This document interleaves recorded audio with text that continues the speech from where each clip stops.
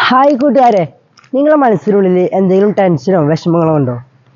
കൂട്ടുകാരെ, ഞാനൊരു കഥ പറഞ്ഞു തരാം.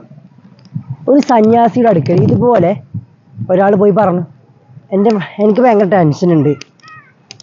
ആ സമയത്ത് സന്യാസി പറഞ്ഞു കൊടുത്തൊരു കാര്യമുണ്ട്.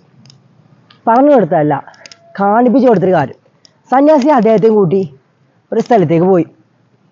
കാട് കാണാനാണ് എൻ്റെ ഒരു ഓർമ്മ, ഞാൻ കഥ കേട്ട ഓർമ്മ. ആ സമയത്ത് സന്യാസി ഒരു കല്ലെടുക്കാൻ പറഞ്ഞു. അദ്ദേഹം അതുപോലെ കല്ലെടുത്തു. എന്നിട്ട് സന്യാസി വനത്തിലൂടെ ഒരുപാട് നേരം സഞ്ചരിച്ചു.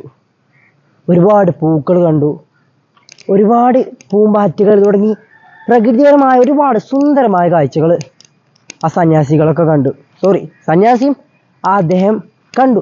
പക്ഷെ എന്നിട്ടും അദ്ദേഹത്തിന് എന്തായില്ല, ആ ഒരു പൂക്കൾ കണ്ടത് കൊണ്ടോ അല്ലെങ്കിൽ ആ ഒരു പ്രകൃതിപരമായ കാര്യങ്ങൾ കണ്ടതുകൊണ്ടോ അദ്ദേഹത്തിന് യാതൊരു സന്തോഷവും വന്നില്ല. സന്യാസി ഹാപ്പിയായി.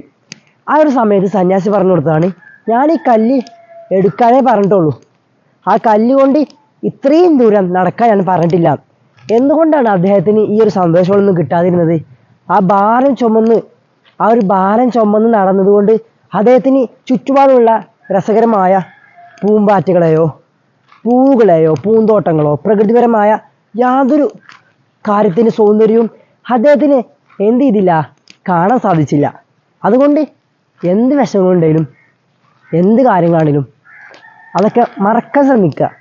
കുറേ മുമ്പ് എന്തെങ്കിലും കാര്യം ഉണ്ടായിരിക്കും, അതിങ്ങനെ ഓർത്ത് ഇപ്പോഴും നമ്മുടെ വിലപ്പെട്ട സമയങ്ങളും ഒന്നും പാഴാക്കാതെ പുതിയൊരു ജീവിതം നയിക്കാൻ ശ്രമിക്കുക.